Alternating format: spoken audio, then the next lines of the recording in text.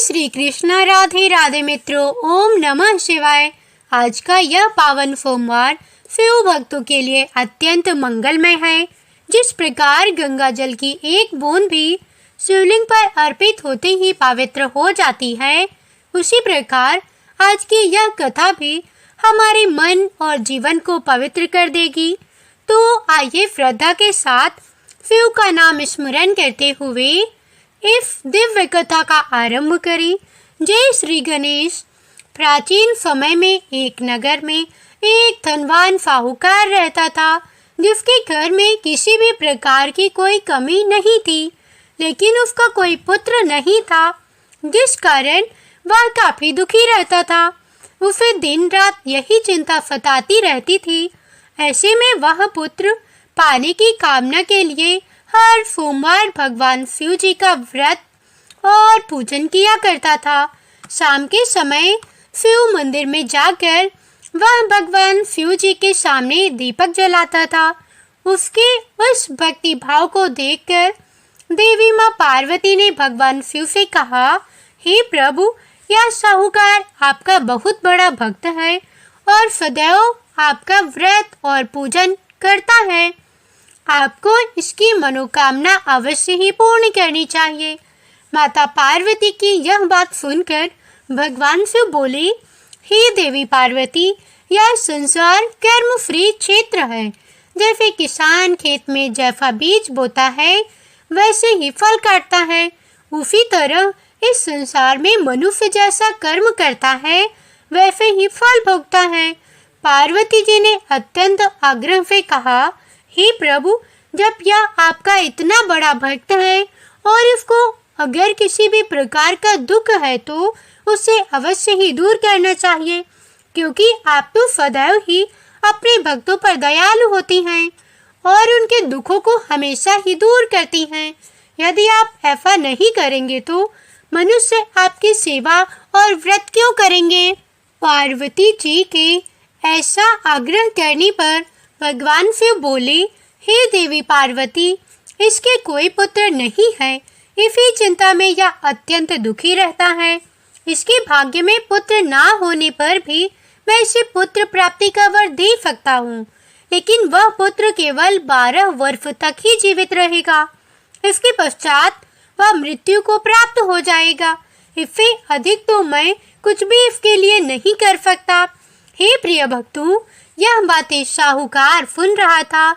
इससे उसको ना तो प्रसन्नता हुई और ना ही कुछ दुख ही हुआ। वह पहले की तरह ही भगवान शिव का व्रत और पूजन करता और खुशी से रहता। कुछ समय व्यतीत हो जाने पर साहूकार की पत्नी गर्भवती हुई और 10वें महीने में उसे अति सुंदर पुत्र की प्राप्ति हुई। साहूकार के घर में बहुत खुशियां मनाई गई, परंतु साहूकार ने उसकी केवल 12 वर्ष की आयु जानकर अधिक प्रसन्नता प्रकट नहीं की और ना ही किसी को यह भेद बताया। जब वह बालक 11 वर्ष का हो गया तो उस बालक की माता ने उसके पिता से विवाह आदि के लिए आग्रह किया, तो वह साहूकार कहने लगा कि अभी मैं इसका विवाह नहीं करा सकता, अपने पुत्र को काशी पढ़ने के लिए भेजूंगा। फिर साहूकार ने बालक के मामा को बुलाकर उसको बहुत सा धन दिया और कहा कि तुम इस बालक को काफी जी पढ़ने के लिए ले जाओ और रास्ते में जिस स्थान पर भी जाओ यज्ञ और ब्राह्मणों को भोजन अवश्य कराते जाना। फिर वह दोनों मामा भांजे यज्ञ करती और ब्राह्मणों को भोजन कराते हुए काफी जी की तरफ रवाना हुए। रास्ते में उनको एक शहर से गुजरना पड़ा। उस शहर में काशी से पहले एक राजा की कन्या का विवाह था और दूसरे राजा का लड़का जो विवाह करने बारात लेकर आया था वह एक आंख से काना था। उसके पिता को इस बात की बड़ी चिंता हो रही थी कि कहीं वर को देखकर कन्या के माता पिता विवाह में किसी प्रकार की अड़चन पैदा न कर दे। इस प्रकार जब उसने अति सुंदर फेट के लड़के को देखा तो उसके मन में विचार आया कि क्यों न दरवाजे के समय इस लड़के से वर का काम चलाया जाए। ऐसा विचार करके वर के पिता ने उस लड़के और उसके मामा से बात की तो वे राजी हो गए। फिर उस लड़के को वर के कपड़े पहनाकर और घोड़ी पर चढ़ाकर दरवाजे पर ले गए और सब कार्य प्रसन्नता से पूर्ण हो गया। फिर वर के पिता ने सोचा कि यदि विवाह कार्य भी इसी लड़के के द्वारा करा लिया जाए तो क्या बुराई है। ऐसा सोचकर उसने लड़के और उसके मामा से कहा कि यदि आप पैरों और कन्यादान के काम को भी करा दे तो आपकी बड़ी कृपा होगी और मैं इसके बदले में आपको बहुत सारा धन दूंगा। तो उन्होंने स्वीकार कर लिया और विवाह कार्य भी बहुत ही अच्छी तरह से संपन्न हो गया। परंतु जिस समय लड़का जाने लगा तो उसने राजकुमारी की चुनरी के पल्ले पर लिख दिया कि तेरा विवाह तो मेरे साथ हुआ है, परंतु जिस राजकुमार के साथ तुमको भेजेंगे वह एक आंख से काना है। और काफी जी, मैं पढ़ने जा रहा हूँ। लड़की के जाने के बाद उस राजकुमारी ने जब अपनी चुनरी पर लिखा हुआ पढ़ा तो उसने राजकुमार के साथ जाने से मना कर दिया और कहा कि यह मेरा पति नहीं है, मेरा विवाह इसके साथ नहीं हुआ है, वह तो काफी जी पढ़ने गया है। राजकुमारी के माता पिता ने अपनी कन्या को विदा नहीं किया और बारात वापस चली गई। उधर सेठ का लड़का और मामा काफी जी पहुंच गए थे। वहां जाकर लड़के ने पढ़ना शुरू कर दिया। जब लड़के की आयु 12 वर्ष की हो गई, उस दिन उन्होंने यज्ञ रचा था कि लड़के ने अपने मामा से कहा, हे मामा जी, आज मेरी तबीयत कुछ ठीक नहीं लग रही। मामा ने कहा कि तुम अंदर जाकर सो जाओ और आराम करो। लड़का अंदर जाकर सो गया और थोड़ी देर के बाद उसके प्राण निकल गए। जब उसके मामा ने आकर देखा तो वह मुर्दा पड़ा हुआ है तो उसको बड़ा दुख हुआ और उसने सोचा कि अगर मैं अभी रोटना पीटना मचा दूंगा तो यज्ञ का कार्य अधूरा रह जाएगा, जो कि सही नहीं होगा। इसीलिए उसने जल्दी से यज्ञ का कार्य समाप्त किया और ब्राह्मणों के जाने के बाद रोना पीटना शुरू कर दिया। संयोगवश उसी समय शिव पार्वती जी उधर से जा रहे थे। जब उन्हें जोर जोर से रोने की आवाज़ सुनाई दी तो माता पार्वती जी ने भगवान शिव से कहा, हे प्रभु, कोई दुखियारी रो रहा है, कृपा कर इसके कष्ट को दूर कीजिए। तब शिव माता पार्वती के पास जाकर देखा तो वहाँ एक लड़का मरा पड़ा हुआ था। पार्वती जी कहने लगी, हे प्रभु, यह तो उसी सेठ का लड़का है जो आपके वरदान से पैदा हुआ था। इसीलिए हे स्वामी, इस बालक को और आयु दो, नहीं तो इसके माता पिता तड़प तड़प कर मर जाएंगे। पार्वती जी के बार बार आग्रह करने पर भगवान शिव ने उसको जीवन का वरदान दे दिया और भगवान शिव जी की कृपा से लड़का फिर से जीवित हो गया। इसके बाद शिव जी और माता पार्वती कैलाश पर्वत की ओर चले गए। इसके बाद वह लड़का और मामा उसी प्रकार यज्ञ करते और ब्राह्मणों को भोजन कराते अपने घर की ओर वापस चल पड़े। रास्ते में उसी शहर में आए जहां उसका विवाह हुआ था। वहां पर आकर उन्होंने यज्ञ आरंभ कर दिया तो उस लड़के के ससुर ने उसको पहचान लिया और अपने महल में ले जाकर उसकी बड़ी खातिरदारी की और साथ ही बहुत सी दास दासियों सहित आदरपूर्वक लड़की और जमाई को भी विदा किया। जब वह अपने शहर के निकट आए तो मामा ने कहा कि पहले मैं तुम्हारे घर जाकर खबर कराता हूँ। जब उस लड़के का मामा घर पहुँचा तो लड़के के माता पिता घर की छत पर बैठे हुए थे और यह प्रण कर रखा था कि यदि हमारा पुत्र सकुशल वापस लौट आया तो हम राजी खुशी नीचे आ जाएंगे, नहीं तो छत से गिरकर अपने प्राण त्याग देंगे। इतने में उस लड़के के मामा ने आकर यह समाचार दिया कि आपका पुत्र वापस आ गया है, तो उनको विश्वास नहीं हुआ। तब उसके मामा ने शपथ पूर्वक कहा कि आपका पुत्र अपनी पत्नी के साथ बहुत सारा धन लेकर आया है। तो सेठ ने आनंद के साथ उसका स्वागत किया और बड़ी प्रसन्नता के साथ रहने लगे। हे प्रिय भक्तों, ऐसा माना जाता है कि इसी प्रकार से जो कोई भी मनुष्य सोमवार के व्रत को धारण करता है अथवा इस कथा को पढ़ता या सुनता है, भगवान भोलेनाथ और माता पार्वती उसके सभी दुखों को दूर करके उसकी समस्त मनोकामनाओं को पूर्ण करती हैं। अब सभी भक्तजन प्रेम से एक बार बोलिए, शिव शिवा की जय, हर हर महादेव। हे प्रिय भक्तों, अब बड़ी ही श्रद्धा और भक्ति भाव से आइए सुनते हैं सोमवार व्रत की दूसरी कथा। एक बार भगवान भोलेनाथ और माता पार्वती जी मृत्यु लोक में घूमने की इच्छा से मृत्यु लोक में आए। यहाँ माता पार्वती व भगवान शंकर जी मृत्यु लोक में घूमते घूमते विदर्भ देशांतर्गत अमरावती नामक नगरी में जा पहुँचे, जो कि बहुत ही सुंदर थी। यहाँ उन्होंने देखा कि अमरावती नगरी अमरपुरी के दृश्य सभी प्रकार के सुखों से परिपूर्ण थी। उस नगरी में राजा द्वारा बनवाया हुआ बहुत सुंदर भगवान भोलेनाथ जी का मंदिर भी था। उस मंदिर में भगवान भोलेनाथ जी और माता पार्वती निवास करने लगे। एक दिन माता पार्वती जी ने भगवान शिव से कहा, हे प्रभु, आज तो हम और आप दोनों चौसर पासा खेलेंगे। शंकर जी ने माता पार्वती जी की बात मान ली और चौसर खेलने लगे। उसी समय मंदिर का पुजारी ब्राह्मण मंदिर में पूजा करने के लिए आया हुआ था। माता ने ब्राह्मण को देखकर एक प्रश्न किया, तब पुजारी जी बताओ कि इस बाजी में दोनों में से किसकी जीत होगी और किसकी हार होगी। ब्राह्मण ने बिना सोचे समझे कहा कि भगवान भोलेनाथ ही जीतेंगे। कुछ समय के बाद बाजी समाप्त हुई और माता पार्वती जी की विजय हो गई। माता पार्वती जी को ब्राह्मण के झूठ बोलने पर क्रोध आया और कोढ़ी होने का श्राप दे दिया। भगवान शंकर जी बहुत समझाने के बाद भी माता पार्वती नहीं मानी और वे दोनों वहां से चली गए। कुछ समय के बाद उस ब्राह्मण पुजारी को कोढ़ होने लगा और धीरे धीरे उसके सारे शरीर में कोढ़ हो गए। ऐसे में वह बहुत दुखी और परेशान रहने लगा। इस तरह कई दिन बीत गए। फिर एक दिन देवलोक की अप्सराएं शिव जी की पूजा करने उसी मंदिर में आई। अप्सराओं ने उस पुजारी के कष्ट को देखकर बड़े दया भाव से उसके रोगी होने का कारण पूछा।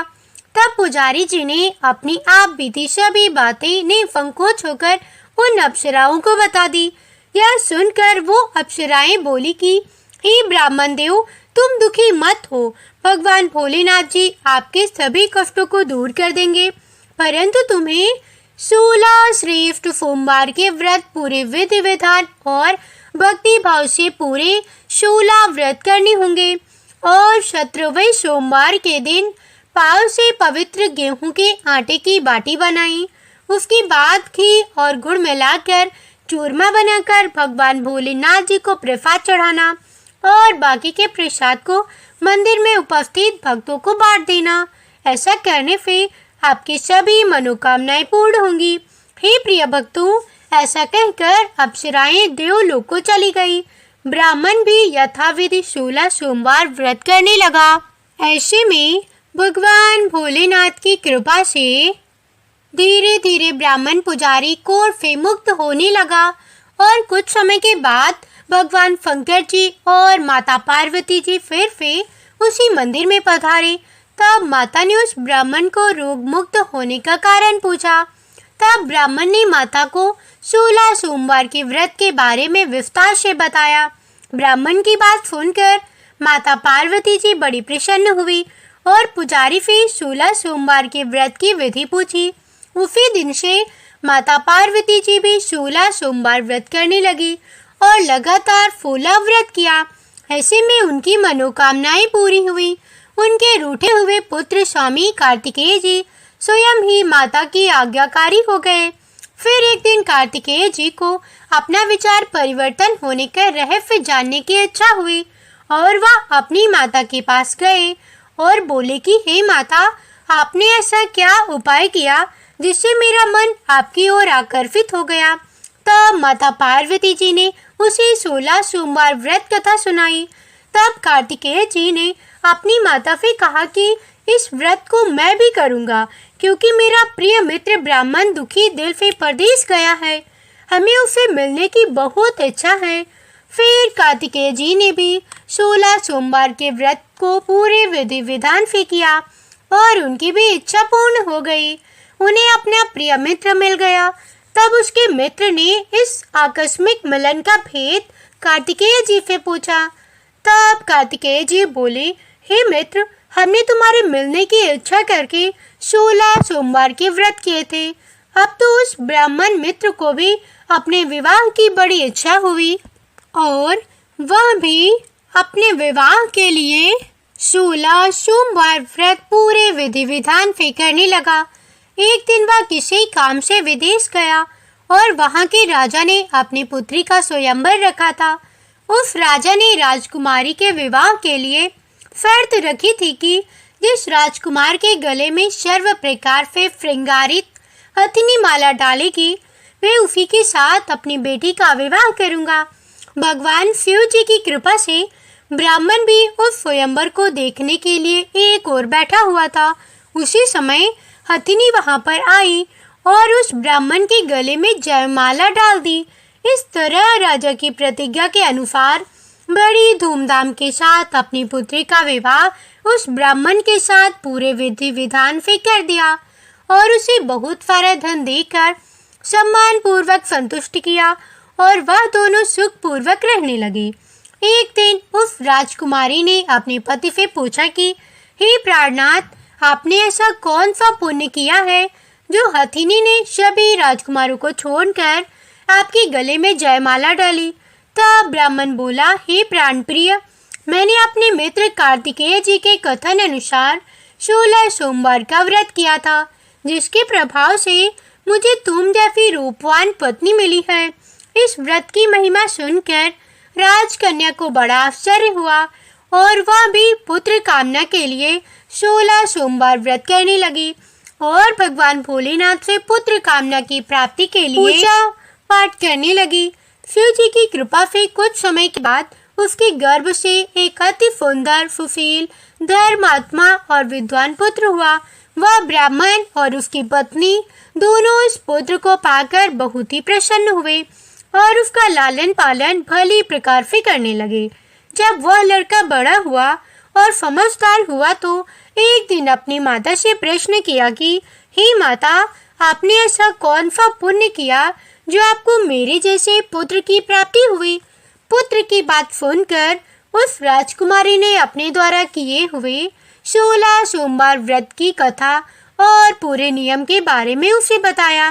उस लड़के ने इस व्रत को सब तरह से मनोरथ पूर्ण करने वाला सुनकर उसके मन में राज्य अधिकार के पाने की इच्छा हुई।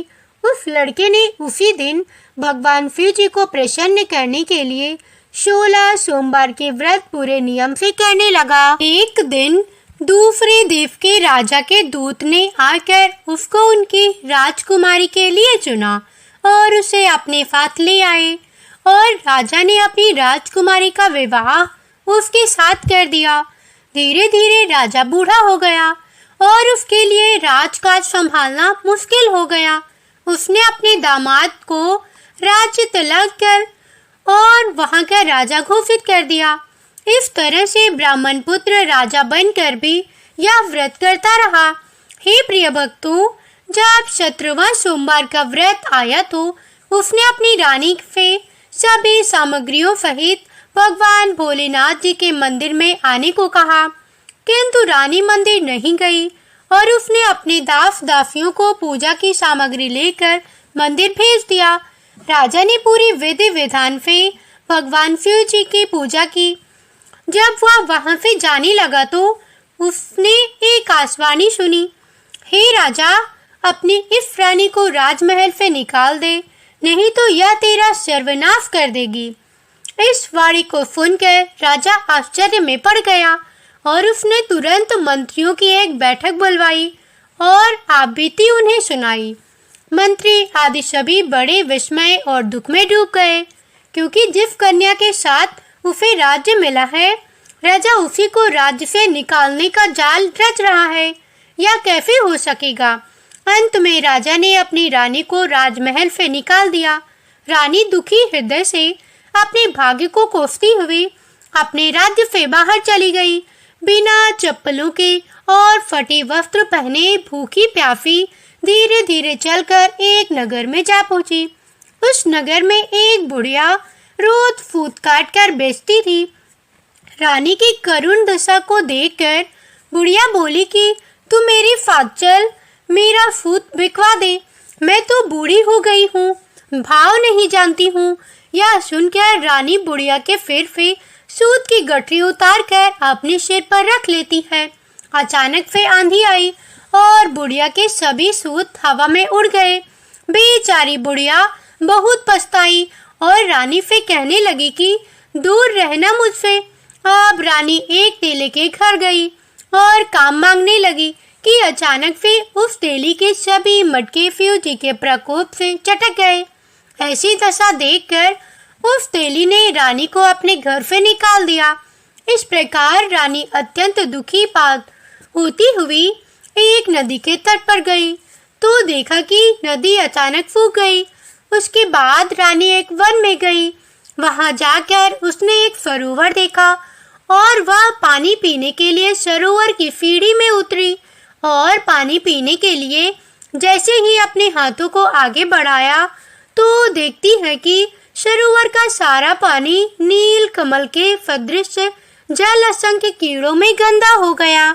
रानी ने अपने भाग्य को दोषारोपण करते हुए उस सरोवर का जल पीकर अपनी प्यास बुझाई। आराम करने के लिए एक पेड़ की शीतल छाया में विश्राम करने के लिए लेटी तो देखा कि उस पेड़ की सभी पत्तियां झड़ गईं। ऐसे में रानी जिस पेड़ के नीचे जाती उसी पेड़ की पत्तियां अपने आप झड़ जाती। वन, सरोवर और पेड़ों की ऐसी दशा देखकर गाय चराते हुए ग्वालों ने अपने गोसाई जी अर्थात अपने स्वामी जी से सभी बातें बता दी। गोसाई जी के आदेश के अनुसार ग्वाले रानी को पकड़कर गोसाई जी के पास ले गए। रानी की मुख, कांत और शरीर शोभा देखकर गोसाई जी जान गए कि यह कोई विधि की गति मारी कुलीन अबला है। ऐसा सोचकर गोसाई जी ने रानी से कहा कि हे पुत्री, मैं तुमको अपनी पुत्री के समान रखूंगा। तुम मेरे आश्रम में ही रहो और मैं तुम्हें किसी प्रकार का भी कष्ट नहीं होने दूंगा। गोसाई जी के ऐसे वचन सुनकर रानी को थोड़ी धीरज मिली और वह आश्रम में ही निवास करने लगी। आश्रम में रानी खाना बनाती तो उसके खाने में कीड़े पड़ जाते और जब वह पानी भर के लाती तो उसमें भी कीड़े ही हो जाते। अब तो गोसाई जी भी बहुत दुखी हो गए और रानी से बोले कि हे पुत्री, तेरे पर कौन से देवता का कोप है जिससे तेरी ऐसी दशा हुई है। गोसाई जी की बात सुनकर रानी ने कहा कि अपने पति के साथ भगवान शिव जी की पूजा करने नहीं जाने की पूरी कथा सुनाई। रानी की बात सुनकर गोसाई जी ने उसे इस कोप से मुक्त होने के लिए 16 सोमवार व्रत की कथा पूरे विधि विधान से करने को कहा। गोसाई जी की बात सुनकर वह प्रत्येक सोमवार का व्रत पूरे नियमों से करने लगी। जब रानी के पूरे 16 व्रत हो गए और जब उसने 17वें सोमवार का व्रत किया तो रोज की तरह भगवान भोलेनाथ जी की कृपा कर रही थी। तो भगवान शिव जी के प्रभाव से राजा के मन में अपनी रानी का विचार उत्पन्न हुआ और सोचा कि मेरी रानी को गए बहुत समय बीत गया है, ना जाने कहाँ कहाँ भटकती होगी, मुझे उसे ढूंढना चाहिए। हे प्रिय भक्तों, राजा ने यह सोचकर अपनी रानी की तलाश में चारों दिशाओं में अपने सैनिकों को भेज दिया। सैनिक अपनी रानी को ढूंढते हुए गोसाई जी के आश्रम में आ पहुंचे। सैनिक अपनी रानी को वहां पाकर पुजारी जी से अपनी रानी को साथ भेजने के लिए कहने लगे, किंतु गोसाई जी ने मना कर दिया और सैनिक चुपचाप लौट गए। राजा को सभी बातें बताई। तब राजा स्वयं रानी को लेने गोसाई जी के आश्रम में आए और पुजारी जी से प्रार्थना करते हुए बोली, हे महाराज, जो देवी आपके आश्रम में रहती है वह मेरी पत्नी है। शिव जी के कोप से मैंने उसका त्याग कर दिया था। अब इस पर से भगवान शिव जी का कोप शांत हो गया है, इसीलिए मैं इसे लेने के लिए आया हूँ। आपकी आज्ञा हो तो मैं इसे ले जा सकता हूँ। गोसाई जी ने राजा के वचनों को सत्य समझकर रानी को राजा के साथ जाने की आज्ञा दे दी। गोसाई जी की आज्ञा पाकर रानी अपने पति के साथ अपने राज्य के लिए चल दी। रानी के आने की खबर पाकर राज्य के निवासी अनेक प्रकार के बाजे बजाने लगे। नगर के दरवाजे पर तोरण बंधन वारों से विविध से नगर को सजाया गया। नगर में घर घर में मंगल गान होने लगे। पंडितों ने विविध वेद मंत्रों का उच्चारण करके अपनी रानी का स्वागत किया। इस प्रकार रानी ने अपनी राजधानी में फिर से प्रवेश किया। राजा ने अपनी रानी के आने की खुशी में ब्राह्मणों को अनेक प्रकार के दान आदि देकर संतुष्ट किया। याचकों को धान्य दिया और पूरी नगरी में जगह जगह सदा व्रत खुलवाए, जहाँ भूखे और गरीबों को खाने को मिला। इस प्रकार राजा रानी भगवान भोलेनाथ जी की कृपा से सभी प्रकार के सुख भोगते हुए और 16 सोमवार का व्रत की कथा करते रहे। तुम्हें अनेक प्रकार के सुख भोगते हुए वे शिवपुरी को पधारे। इसी कारण कहते हैं कि जो भी मनुष्य भगवान भोलेनाथ जी की भक्ति मन वचन कर्म द्वारा 16 सोमवार के व्रत पूरे विधि विधान से करेगा, वह इस मृत्यु लोक से समस्त सुख भोग कर अंत में भगवान शिव के चरणों में शिवपुरी को प्राप्त होगा। और इस व्रत के करने से सबके मनोरथ भी पूर्ण होंगे। तो सभी प्रेम से बोलिए भगवान शिव की जय। ओम नमः शिवाय। हे प्रिय भक्तों, अब आइए शिव पुराण में वर्णित पुण्यमय कथा को सुनते हैं। वाशकल नामक गांव में बिंदुक नाम का एक ब्राह्मण रहता था। वह अधर्मी दुरा आत्मा एवं महापापी था। उसकी पत्नी बहुत सुंदर थी। उसका नाम चंचुला था। वह सदा उत्तम धर्म का पालन करती थी, परंतु बिंदुक वैश्यागामी था।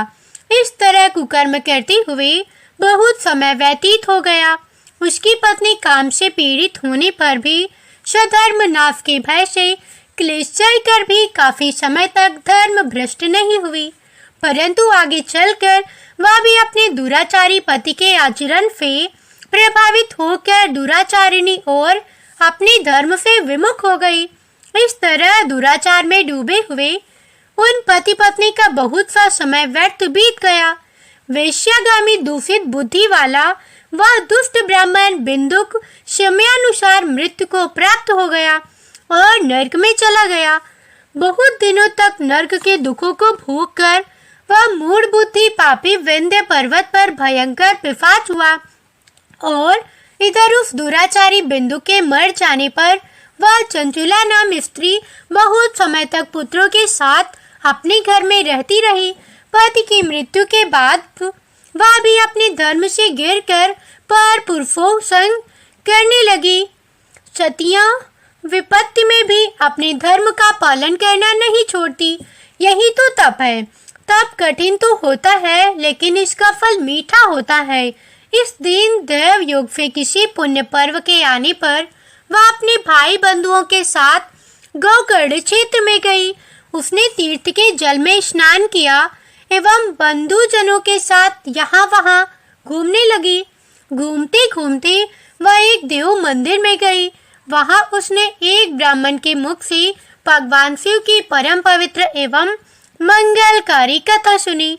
कथावाचक ब्राह्मण कह रहे थे कि जो भी स्त्रियां व्यभिचार करती हैं, वे मरने के बाद जब यमलोक जाती हैं, तब यमराज के दूत उन्हें तरह तरह से यंत्रणा देती हैं। वे उसके कामांगों को तप्त लोह दंडों से दागती हैं। सप्त लोह के पुरुष से उसका संसर्ग कराती हैं। यह सारे दंड इतनी वेदना से देने वाले होते हैं कि जीव पुकार पुकार कर कहता है कि अब वह ऐसा नहीं करेगा, लेकिन यमदूत उसे नहीं छोड़ते। कर्मों का फल तो सभी को भोगना ही पड़ता है। देव ऋषि मनुष्य सभी इससे बंधे हुए हैं। प्रिय भक्तों, ब्राह्मण के मुख से यह वैराग्य सुनने वाली कथा सुनकर चंचुला भय से व्याकुल हो गई। कथा समाप्त होने पर सभी लोग वहां पे चले गए। तब कथा बांझने वाले ब्राह्मण देवता से चंचुला ने कहा कि हे ब्राह्मण देव, धर्म को ना जानने के कारण मेरे द्वारा भी बहुत बड़ा दुराचार हुआ है। हे स्वामी, मेरे ऊपर कृपा कर मेरा उद्धार कीजिए। आपके प्रवचन को सुनकर मुझे इस संसार से वैराग्य हो गया है। मुझे मूढ़ित वाली पापिनी को धिक्कार है। मैं निंदा के योग्य हूँ। मैं बुरे कर्मों में फंसकर अपने धर्म से विमुख हो गई थी। कौन मुझ जैसी कुमार्ग में मन लगाने वाली पापिनी का साथ देगा? जब यमदूत मेरे गले में फंदा डालकर मुझे बांधकर ले जाएंगे और नरक में मेरे शरीर के टुकड़े करेंगे, तब मैं कैसे उन महायातनाओं को सहन कर पाऊंगी? मैं सब प्रकार से नष्ट हो गई हूँ, क्योंकि अभी तक मैं हर तरह से पाप में डूबी रही। हे ब्राह्मण देव, आप मेरे गुरु हैं, आप ही मेरे माता पिता हैं। मैं आपकी शरण में आई हूँ। मुँह झबला का अब आप ही उद्धार कीजिए, यानी कि मुझ अबला का उद्धार कीजिए। इस प्रकार विलाप करती हुई चंचला ब्राह्मण देवता के चरणों में गिर पड़ी। तब ब्राह्मण देवता ने उसे कृपा पूर्वक उठाया और कहा, हे नारी, तुम सौभाग्यशाली हो जो भगवान शंकर की कृपा से तुमने वैराग्यपूर्ण शिव की यह कथा सुनी और कथा सुनकर समय से अपनी गलती का एहसास कर लिया। डरो मत और भगवान के शिव की शरण में जाओ। उनकी परम कृपा से तुम्हारे सभी पाप नष्ट हो जाएंगे। मैं तुम्हें भगवान शिव की कथा सहित वह मार्ग बताऊंगा जिसके द्वारा तुम्हें सुख देने वाली उत्तम गति प्राप्त होगी। शिव कथा सुनने से तुम्हारी बुद्धि शुद्ध हो गई और तुम्हें पश्चाताप हुआ तथा मन में वैराग्य उत्पन्न हुआ है। पश्चाताप ही पाप करने वाले पापियों के लिए सबसे बड़ा प्रायश्चित है। जो मनुष्य अपने कुकर्मों के लिए पश्चाताप नहीं करता, वह उत्तम गति प्राप्त नहीं करता, परंतु जिसे अपने कृतित्व पर हार्दिक पश्चाताप होता है, वह अवश्य ही उत्तम गति का भागीदार होता है। इसमें बिल्कुल भी संशय नहीं है। शुद्ध चित्त में ही भगवान शिव और पार्वती का वास होता है। वह शुद्धता मनुष्य सदा शिव के पद को प्राप्त होता है। इस कथा का श्रवण सभी मनुष्यों के लिए कल्याणकारी है, इसीलिए इसकी आराधना व सेवा करनी चाहिए। हे ब्राह्मण, पत्नी, तुम अन्य विषयों से अपने मन को हटाकर भगवान शंकर की इस परम पावन कथा को सुनो। इससे तुम्हारे मन की शुद्धि होगी और तुम्हें मोक्ष की प्राप्ति होगी। जो भी मनुष्य निर्मल हृदय से भगवान शिव के चरणों का चिंतन करता है, उसकी एक ही जन्म में मुक्ति हो जाती है। हे प्रिय भक्तगणों, ऐसा कहकर वे ब्राह्मण मौन हो गए। उनका हृदय करुणा से भर गया। वे ध्यान में मग्न हो गए। ब्राह्मण का उपदेश सुनकर चंचुला के नेत्रों में आनंद के आंसू झलक आए। वह खुशी से ब्राह्मण देवता के चरणों में गिर गई और हाथ जोड़कर बोली, मैं कृतार्थ हो गई। हे ब्राह्मण देव, शिव भक्तों में श्रेष्ठ स्वामी, आप धन्य हैं। आप परमार्थदर्शी हैं और सदा परोपकार में लगे रहती हैं। हे साधु, मैं नरक के समुद्र में गिर रही हूँ। कृपया कर मेरा उद्धार कीजिए। जिस पौराणिक व अमृत के समान सुंदर शिव कथा की बात आपने की है, उसे सुनकर ही मेरे मन में वैराग्य उत्पन्न हुआ है। उस अमृतमय कथा को सुनने के लिए मेरे मन में बड़ी श्रद्धा हो रही है। कृपया आप मुझे उसे सुनाइए। हे प्रिय भक्तों, कथा सुनने की इच्छा मन में लिए हुए चंचुला उन ब्राह्मण देवता की सेवा में बनी रही। उस कोकर्ण नामक महाक्षेत्र में उन ब्राह्मण देवता के मुख से चंचुला शिव की भक्ति, ज्ञान और वैराग्य बढ़ाने वाली और मुक्ति देने वाली परम उत्तम कथा सुनकर कृतार्थ हो गई। उसका मन शुद्ध हो गया। वह अपने हृदय में शिव के सगुण रूप का चिंतन करने लगी। वह सदैव शिव के सच्चिदानंदमय स्वरूप का स्मरण करती थी। उसके बाद अपना समय पूर्ण होने पर चंचुला ने बिना किसी कष्ट के अपना शरीर त्याग दिया। उसे लेने के लिए एक दिव्य विमान वहां आ पहुंचा। यह विमान शोभायमान साधनों से सजा हुआ था एवं शिव गणों से सुशोभित था। चंचुला दिव्यांगना होकर विमान से शिवपुरी पहुंची। उसके सारे पाप धुल गए थे। वहां उसने सनातन देवता त्रिनेत्रधारी महादेव शिव को देखा। सभी देवता उनकी सेवा में भक्ति भाव से उपस्थित थे। उनकी अंक कांत करोड़ों सूर्यों के समान प्रकाशित हो रही थी। 5 मुख और हर मुख में 3-3 नेत्र थे। मस्तक पर अर्धचंद्राकार मुकुट शोभायमान हो रहा था। कंठ में नील चिन्ह था। उनके साथ में देवी गौरी विराजमान थी, जो विद्युत पुंज के समान प्रकाशित हो रही थी। महादेव जी के कांत कपूर के समान गौर थी। उनके शरीर पर श्वेत वस्त्र थे तथा शरीर श्वेत भस्म से युक्त था। इस प्रकार भगवान शिव के परम उज्जवल रूप के दर्शन करके चंचुला बहुत प्रसन्न हुई। उसने भगवान शिव को बारंबार प्रणाम किया और हाथ जोड़कर प्रेम आनंद और संतोष से युक्त होकर विनीत भाव से खड़ी हो गई। उसके नेत्रों से आनंद अश्रुओं की धारा बहने लगी। भगवान शंकर व भगवती गौरी उमा ने करुणा के साथ सौम्य दृष्टि से देखकर चंचुला को अपने पास बुलाया। गौरी उमा ने उसे प्रेम पूर्वक अपनी सखी बना लिया। चंचुला सुख पूर्वक भगवान शिव के धाम में उमा देवी की सखी के रूप में निवास करने लगी। हे प्रिय भक्तों, एक दिन चंचुला आनंद मग्न उमा देवी के पास गई और दोनों हाथ जोड़कर उनकी स्तुति की। तब शंकर प्रिया भक्त वत्सला उमा देवी ने बड़े प्रेम से चंचुला से कहा, हे सखी चंचुला, मैं तुम्हारी स्तुति से प्रसन्न हूँ। बोलो क्या वर मांगती हो? चंचुला बोली, हे गिरिराज कुमारी, मेरे पति बंदुक इस समय कहाँ हैं? उनकी कैसी गति हुई है? मुझे बताइए और कुछ ऐसा उपाय कीजिए ताकि हम फिर से मिल सके। फिर गिरजा बोली, हे पुत्री, तुम्हारा पति बिंदुक बड़ा पापी था। उसका अंत भयानक हुआ। वैश्या का उपभोग करने के कारण वह मूर्ख नरक में अनेक वर्षों तक अनेक प्रकार के दुख भोग कर अब शेष पाप को भोगने के लिए विंध्य पर्वत पर पिशाच की योनि में रह रहा है। वह दुष्ट वही वायु पीकर रहता है और सब प्रकार के कष्ट सहता है। गौरी देवी की यह बात सुनकर चंचुला अत्यंत दुखी हो गई। फिर मन को किसी तरह स्थिर करती हुई दुखी हृदय से माँ गौरी से उसने एक बार फिर पूछा, हे महादेवी, मुझ पर कृपा कीजिए और मेरे पापी पति का उद्धार कीजिए। कृपया करके मुझे वह उपाय बताइए जिससे मेरे पति को उत्तम गति प्राप्त हो सके।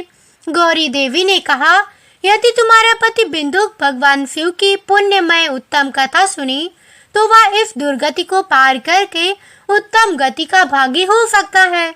अमृत के समान मधुर गौरी देवी का यह वचन सुन चंचुला ने दोनों हाथ जोड़कर मस्तक झुकाकर उन्हें बारंबार प्रणाम किया तथा प्रार्थना की, मेरे पति को शिव की वह पुण्यमयी कथा सुनाने की व्यवस्था कीजिए।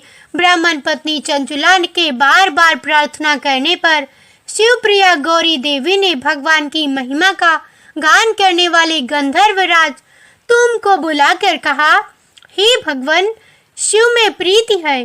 तुम मेरे मन की सभी बातें जानकर मेरे कार्यों को सिद्ध करते हो।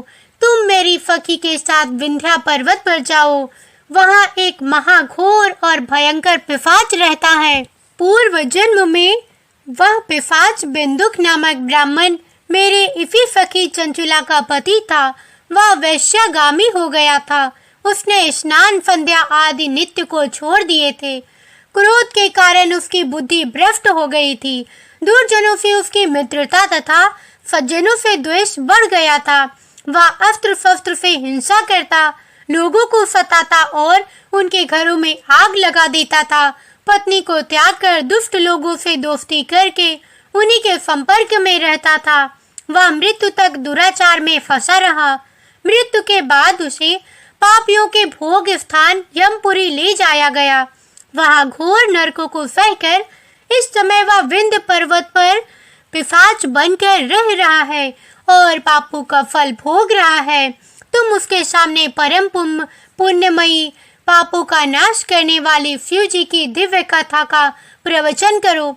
इस कथा को सुनने से उसका हृदय सभी पापों से मुक्त होकर शुद्ध हो जाएगा और वह प्रेत योनि से मुक्त हो जाएगा। दुर्गति से मुक्त होने पर उस बिंदुक नामक पिशाच को विमान में बैठाकर तुम भगवान शिव के पास ले आना। हे प्रिय भक्तों, माँ उमा का आदेश पाकर गंधर्वराज तुम प्रसन्न पूर्वक अपने भाग्य की सराहना करते हुए चंचुला को साथ लेकर विमान से पिशाच के निवास स्थान विंध्य पर्वत पर गया। वहां पहुंचकर उसने उस विकराल आकृति वाले पिशाच को देखा। उसका शरीर विशाल था, उसकी थोड़ी बड़ी थी। वह कभी हंसता तो कभी रोता, कभी उछलता था। महाबली, तुमने बिंदुक नामक पिशाच को पासों से बांध लिया। उसके बाद तुमने शिव की कथा बांधने के लिए स्थान तलाश किया, यानी कि कथा का मंडप बनाने के लिए स्थान बनाया और रचना की। और शीघ्र ही इस बात का पता लोगों को चल गया कि एक पिशाच के उद्धार हेतु देवी पार्वती की आज्ञा से तुम बोरो शिव की अमृत कथा सुनाने विंध्य पर्वत पर आया है। उस कथा को सुनने के लोभ से बहुत से देव ऋषि वहां पर आ गए। सभी को आदर पूर्वक स्थान दिया गया। पिशाच बिंदु को पापों में पासों में बांधकर आसन पर बैठाया गया और तब तंबूरों ने परम उत्तम शिव पुराण की अमृत कथा का गान शुरू किया, जिसे सभी श्रोता कृतार्थ हो गए। इस पुण्यमयी कथा को सुनकर पिशाच सभी पापों से मुक्त हो गया और उसने पिशाच शरीर का त्याग कर दिया और शीघ्र ही उसका रूप दिव्य हो गया। उसका शरीर गौर वर्ण का हो गया। शरीर पर श्वेत वस्त्र एवं पुरुषों के आभूषण आ गए। इस प्रकार दिव्य देहधारी होकर बिंदुक अपनी पत्नी चंचुला के साथ स्वयं भी भगवान शिव का गुणगान करने लगा। उसे इस दिव्य रूप में देखकर सभी को बहुत आश्चर्य हुआ। उसका मन परम आनंद से परिपूर्ण हो गया। सभी भगवान महेश्वर के अद्भुत चरित्र को सुनकर कृतार्थ होकर उनका यशोगान करते हुए अपने अपने धाम को चले गए। बिंदुक अपनी पत्नी चंचुला के साथ विमान में बैठकर शिवपुरी की ओर चल दिया। महेश्वर के गुणों का गान करता हुआ बिंदुक अपनी पत्नी चंचुला और तंगुरों के साथ शीघ्र ही शिव धाम आ पहुंचा। भगवान शिव व देवी पार्वती ने उसे अपना पार्षद बना लिया। दोनों पति पत्नी सुखपूर्वक भगवान महेश्वरी एवं देवी उमा गौरी के चरणों में अविचल निवास पाकर धन्य हो गए। यह थी उसके बाद भगवान भोलेनाथ और शिव के चरणों में प्रेम पूर्वक रहने लगे और फ्री भगवान की सेवा करते रहे। यह थी संपूर्ण सोमवार व्रत कथा, जिसे प्रत्येक स्त्री पुरुष को सोमवार के दिन अवश्य सुननी चाहिए। कैसी लगी कमेंट करके अवश्य बताइएगा।